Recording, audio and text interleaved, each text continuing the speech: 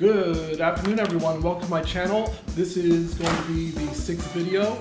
If you survived Bike Week and you're looking for a little bit more, this video is going to be all about travel. So I'm going to share with you 4 tips that can maybe help you if you're planning on traveling in the near term. One of the tips is going to be choosing your airline and kind of some helpful information about how airlines try to kind of get over on you. Second tip is going to be all about packing and what to take for a 2 to 3 day trip to Las Vegas. Tip number 3 is going to be all about where to stay for different budgets. Obviously, that's going to be a huge factor, but some ideas that might help you out if you're looking to plan a trip to Vegas. Tip number 4 is going to be a unique one, but hopefully it's helpful to folks who are maybe visiting Las Vegas as a couple.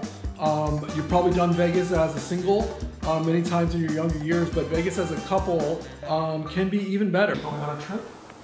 Where are you going to go? Okay, so surrounding me I have a few different options for bags. One on this side I have a canvas weekender. This is really good if you're planning on traveling for just the weekend or a couple days. Able to just throw it on your shoulder and go.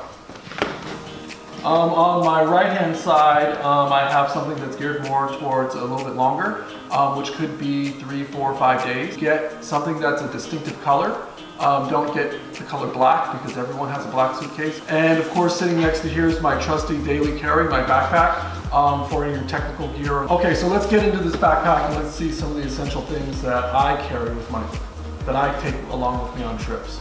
One thing is always have a backup pair of reading glasses.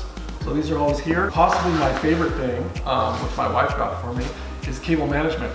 So I used to have cables all over the place, cables coming out of my ears, and take out things that aren't airport friendly. So if you have a knife, a lighter, those are things that you're gonna want to make sure not to take onto the flight. I like to keep a writing utensil and something where I can take notes. I have a decision usually, and that's do I take my laptop, my MacBook, which is I can do photo editing and I can do work on, or am I just taking an iPad? Another essential that I take with me on flight are going to be my noise canceling headphones. And these are the game changers. These are life changers. If you haven't tried these on a flight, you're missing out. So get yourself a pair, and babies crying and loud talkers and loud engine noise will be a thing of the past for you, and you'll be able to actually truly relax on the flight. Get yourself some packing cubes.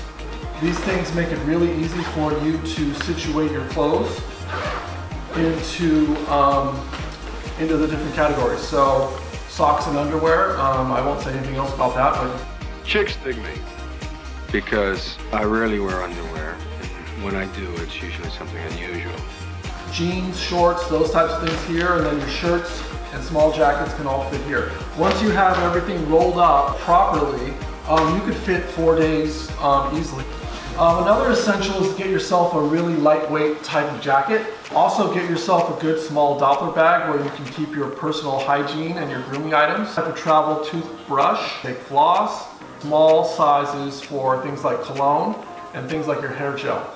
Last few things are tips on shoes. Try to get something that covers a lot of different situations. So make sure that you have yourself a good pair of flip-flops for lounge. Make sure not to just pack the same things. Like don't pack 3 pairs of blue jeans or 3 pairs of jeans. You can dress your jeans up with a nice suit jacket, or you can dress them down with a t-shirt. The same thing for shoes. Go to Las Vegas? Yes or no? Do you go up? Do you go up? No.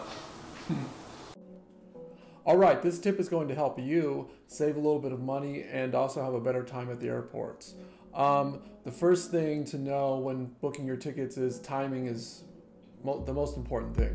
What you really want to do, you want to buy your ticket about 7 weeks in advance to get the optimal price point. Number 2, when you're booking, make sure that when you're comparing the airlines, that you're comparing apples to apples. A lot of the different airlines, they charge in different ways. One of the tricks is certain airlines won't include in their price the fact that they charge you for baggage. Is when you're packing is to pack light enough so that you're just under the limits. Typically it's going to be 50 pounds per bag. Tell me? Right foot. I'm in. Right foot? Why right foot? Is it good luck? I didn't know that. To take advantage of the frequent flyer mileage, So get yourself into the programs of all the airlines that you use and collect miles. When possible, try to use the same airlines over and over again so you can accumulate more miles. Finally, if you're one of those folks who's bringing their own food, and I have nothing against folks who bring their own food, but let's just make sure that it's not fish or it's not some ethnic food that has a really strong smell. No one really wants to see your feet, so if you're the person there who's got their shoes and socks off and you're massaging your feet, you're doing it wrong. Please stop. Oftentimes people just want to relax and unwind on their flights. Noise canceling headphones are life-changing. They've been life-changing for me when it comes to flying, and they're a good sign for people that I maybe don't want to spend a lot of time chit-chatting.